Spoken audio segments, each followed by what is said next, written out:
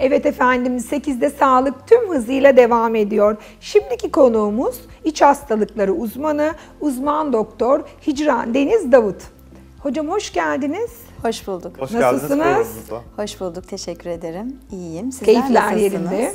Bizler de gayet iyiyiz hocam. Çok teşekkür ederiz. Biz her zaman enerjisi yüksek bir ikiliyiz zaten gördüğünüz gibi. Evet, görüyorum. O Enerjimiz her zaman yüksek. Enerjimizi sizlerden alıyoruz efendim. Sizler geldikçe biz enerji doluyoruz. Doğru mu hocam? Hep ben konuşuyorum ama siz arada katılın lütfen bana. Şimdi iç hastalıkları tabii ki alanınız, branşınız hocam. Biraz bunlardan konuşalım istiyoruz. Ekran başındaki izleyicilerimizi aydınlatalım birazcık. İç hastalıkları uzmanı kimdir ve ne ile ilgilenir? İç hastalıkları uzmanı ne ile ilgilenir? Biz 15 yaş üzerindeki kişilere erişkin diyoruz. Yani bunu 18 yaşa kadar çıkartabilirsiniz ama genel olarak 15 yaş üzeri erişkin kişilerin tepeden tırnağa bütün sağlık sistemiyle ilgili bütün şikayetleriyle ilgilenen, bunlarla ilgili tanıları koyan ve ardından da tedavilerini düzenleyen hekimleriz. Nasıl ki bizler çocuklarımızı en ufak şikayetin büyüklüğüne küçüklüğüne bakmaksızın bir çocuk doktoruna götürüp bunun ne olduğunu anlamaya çalışıyorsak, bizler de aslında 15 yaş üstü kişilerin herhangi bir şikayetinde ne yapacağını onları öğreten, onlara yol gösteren hekimleriz. Evet, burada tabii sağlıklı olmak çok önemli. Sağlıklı olmak ne demektir? Biraz bundan bahsedelim mi? Sağlıklı olmak, Dünya Sağlık Örgütü'nün tanımıyla kişinin sadece bir hastalığa ya da sakatlığa sahip olmama hali değil, aynı zamanda fiziksel olarak, zihinsel olarak ve sosyal anlamda tam bir iyi hissetme halini sağlıklı olma diyoruz. Evet. Peki hocam, tabii ister istemez konu yine bir Covid dönemine, aslında bir pandemi sürecine gelecek. Çünkü yaklaşık 2 yıldır sanıyorum dünyanın hayatını kabusa çeviren, bizler de içine dahiliz, bir pandemi sürecindeyiz. Covid-19'un kişiler üzerindeki ve toplum sağlığı üzerindeki etkisi nedir aslında? Biraz bunlardan konuşalım mı? Evet. Şimdi biz iç hastalıkları uzmanı olarak demin söylediğim şeyin birazcık devamını getireceğim. Erişkinlerin doktoruyuz. Biz aslında erişkin doktoruyuz. Ve erişkinler her türlü sağlık problemine de bizlere başvurabiliyorlar. Covid döneminde bir kere o kadar çok yönlü etkisi var ki Covid bizi hastalandırdığı gibi aynı zamanda maske, mesafe, hijyen üçlüsüyle sosyal hayatımızı sekteye uğrattı. Sevdiklerimizle görüşemiyoruz. Dokunamıyoruz. Bir restorana gidemiyoruz, yemek yiyemiyoruz, sevdiklerimize sarılamıyoruz. Ve birçok sektör aslında evden çalışabilen alanlar evden çalışmaya başladılar. Yani işe gitme kavramı birçok sektör için kayboldu. Bu finans sektörü için, IT sektörü için öyle. Benim eşim IT'ci, oradan biliyorum. Uzunca bir dönem öğretmenler için öyleydi. Öğretmenler için öyleydi. Sağlık çalışanları her zaman olduğu gibi hocam. Işte, gıda tedarikçi, sağlık çalışanları. Siz işlerinizin başındaydınız ama aslında birçok sektör gerçekten online'a döndü. Online'a döndü. Bu online'a dönmek bizim sağlığımızı büyük bir oranda elimizden aldı. Çünkü şimdi işe gitmek aslında büyük bir motivasyon kaynağı ve aynı zamanda da insanı düzene sokan bir şey. Sabah erken kalkacağınız için daha erken yatıyorsunuz, daha iyi uyuyorsunuz ve bir mesai kavramınız var. Kahvaltı ediyorsunuz, hazırlanıyorsunuz, çıkıyorsunuz. Orada bir öğlen yemeği yiyorsunuz, sosyalleşiyorsunuz. Ardından da mesainizi bitirip evinize geliyorsunuz ve normal bir düzendesiniz ama Covid süresince evde olmak sedanter bir yaşamı beraberinde getirdi.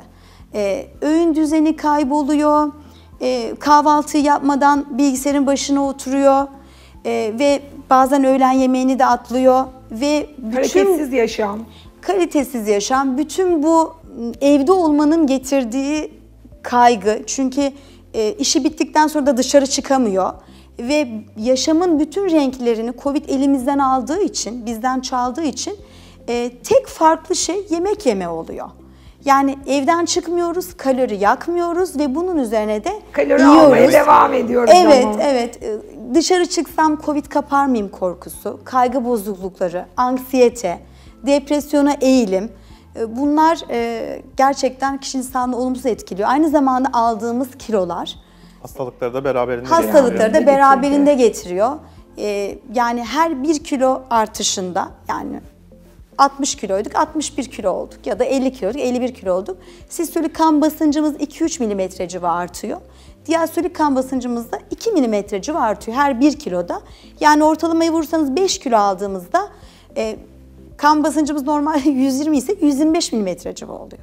Diastolik kan basıncımız da 80 ise 85 milimetre civarı oluyor.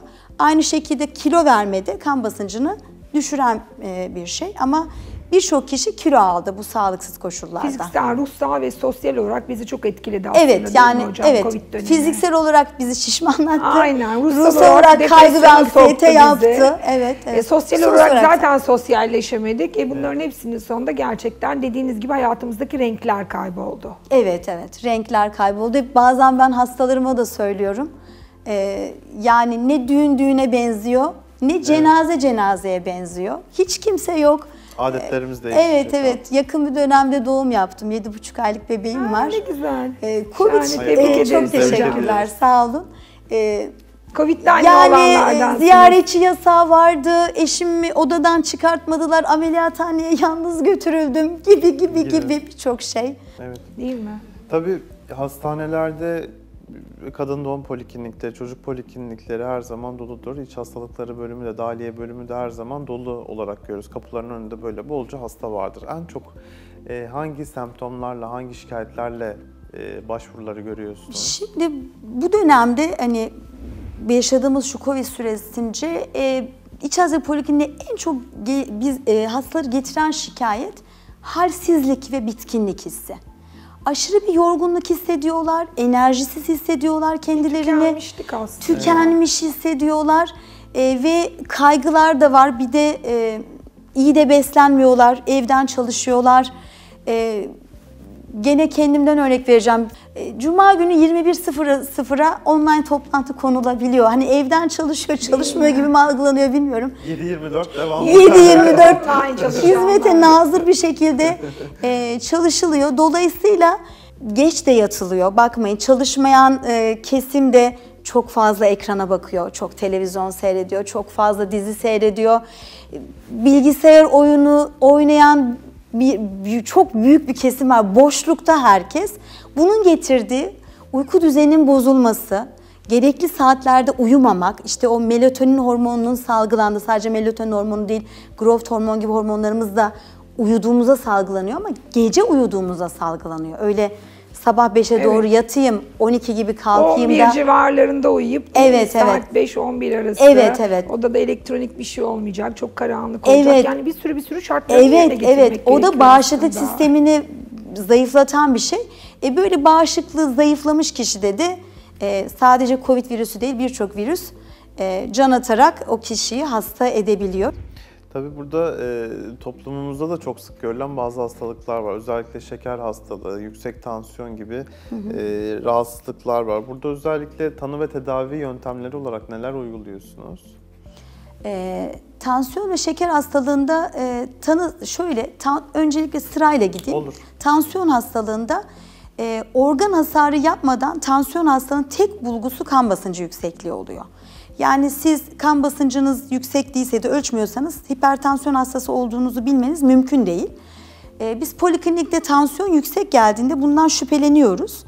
Tansiyonu oynatabilecek bir laboratuvar bulgusu var mı diye bir laboratuvar alıyoruz. Bu laboratuvar tahlillerinde işte kan şekeri, kolesterol düzeyleri, böbrek karaciğer fonksiyonları, kalsiyum, magnezyum düzeyleri ve tiroid fonksiyonları oluyor. Ardından kişilere bir haftalık tansiyon takibi öneriyoruz. Tüm dünya bunu yapıyor çünkü basit, hızlı ve maliyetsiz bir yöntem. Ben hastalarıma diyorum ki sabah akşam kan basıncını ve mümkünse nabzını da yaz, kaydet. Bana bu çizelgeyi getir diyorum. O çizelgede tansiyonlar 14.9'un üzerinde 3 değer varsa zaten direkt tansiyon hastası diyebiliyoruz. Ama işte bu anksiyete, kaygı bozukluğu, depresyon gibi Covid sürecinde arttırdığı hastalıklar nedeniyle dengesiz değerler olabiliyor. Bu tip hastalarımıza biz tansiyon holteri öneriyoruz. 24 saatlik kan basıncı ölçümü. Bir manşonlu tansiyon cihazını kola takıyoruz. Bir kayıt cihazını da vücuda monte ediyoruz. 24 saat boyunca en az 40 ölçüm alıp istatistik veren bir raporla tansiyon hastası olup olmadığını ayırt ediyoruz. Ardından da eğer kişi gençse tansiyona sebep olabilecek sekonder hipertansiyon sebepleri var mı diye araştırıyoruz. Buna böbrek ultrasonu, böbrek dopleri gibi çok ileri tetkikler girebiliyor. Ama 55 yaşını geçmiş ve zaten tansiyon hastası olmasını beklediğimiz bir bireyse bu. O zaman daha ileri bir yönteme başvurmayıp ilaç tedavisine başvuruyoruz. Ve bunu tedavinin en önemli kısmı da yaşam tarzı değişikliği. Kişinin sigara içiyorsa sigarayı kesmesi, alkol tüketiyorsa alkolden uzaklaşması, kilo vermesi, aldığı kaloriyi azaltması ve hareketi arttırması, fiziksel aktivite yapıyor hale gelmesi. Yani o sedanter yaşamdan kişiyi daha aktif bir hayata geçirmek, böyle Covid gibi bir dönemde kişiyi aktifleştirmek de zor oluyor ama biz bir şekilde yolunu buluyoruz hastalarımızla. Peki hocam, verdiğiniz değerli bilgiler için çok çok teşekkür ederiz. İyi ki geldiniz. Ayaklarınıza sağlık. Çok teşekkür ederim bana konuşma fırsatı verdiğiniz için. Enerjiniz için de teşekkür ederim. Harikasınız hocam, sizden aldık biz de bu enerjiyi. Çok sağ olun, çok teşekkürler. Evet efendim, 8'de Sağlık'ta bugünkü konuğumuz iç hastalıkları uzmanı Doktor Hicran Deniz Davut'tu. Kendisi bize iç hastalıkları uzmanı kimdir, hangi konularla ilgilenir, Covid sonrasındaki dönemde bireysel olarak ve toplumsal olarak nasıl etkilendik, bu ve bunun gibi önemli bilgileri paylaştı. Verdiği değerli bilgiler için kendisine çok teşekkür ediyoruz. 8'de Sağlık tüm hızıyla devam ediyor efendim.